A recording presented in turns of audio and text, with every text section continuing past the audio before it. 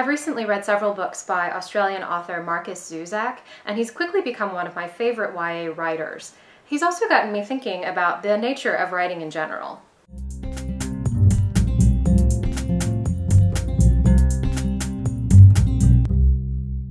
I first read his I Am the Messenger, which won a ton of awards, including a Prince in 2006.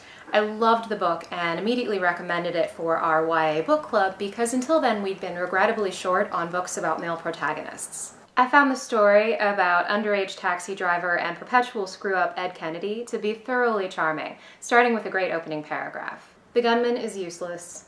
I know it, he knows it, the whole bank knows it. Even my best mate Marvin knows it, and he's more useless than the gunman. Ed is the unlikely hero in this bank holdup, which unlocks a chain of events that I don't want to spoil. I next read Zusak's The Book Thief, which is his most recent book and has also won a ton of awards. I would put this book in my top 5 of favorite YA books of all time, and it's the book that I recommend to people who would argue with me that YA is frivolous or somehow not as important as adult literature. The Book Thief is a much more ambitious story. Set in Nazi Germany during World War II, it tells the story of young Liesl Memminger from the point of view of the Grim Reaper. As you might imagine, Death is a non-traditional storyteller, mixing prose styles, speaking in riddle, and following a non-linear structure. After I got used to this style, I was completely captured by it, and I'm still haunted by passages like this one. With the rest of them, he stood around the bed and watched the man die.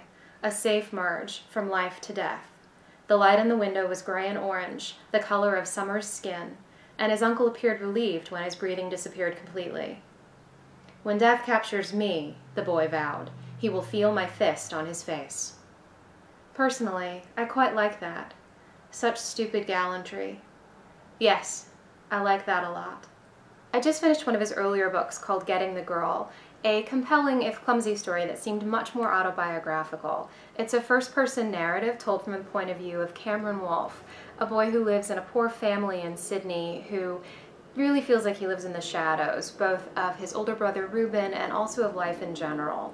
It's a fairly classic coming-of-age story as Cameron starts to gain confidence once he puts his thoughts and feelings down on paper. Considering these books in the order they were written, it's easy to see Zusak himself grow as a writer. His first books have similar themes. Set in the Sydney area, they follow a young boy who is creative and hungry, desperate to make something of himself. They're about loneliness and self-discovery, family, and first love. I Am the Messenger is a more complicated structure and more technically proficient, but it's also obviously built on the groundwork of Zusak's first novels about the Wolfe family. And then there's wildly more elaborate The Book Thief, which takes these themes to a whole new level. It's a story told with such confidence that I don't think it could have been done so well without several novels worth of practice. There are authors who knock it out of the park the first time. J.D. Salinger with Catcher in the Rye or John Kennedy O'Toole with A Confederacy of Dunces quickly come to mind. But I'm pretty comforted by the idea that great writing, just like everything else worth doing, takes hard work and a lot of practice. It's really fun to watch authors like Zusak keep honing their craft, and I can't wait to see what he comes out with next. Thanks for watching, and keep reading.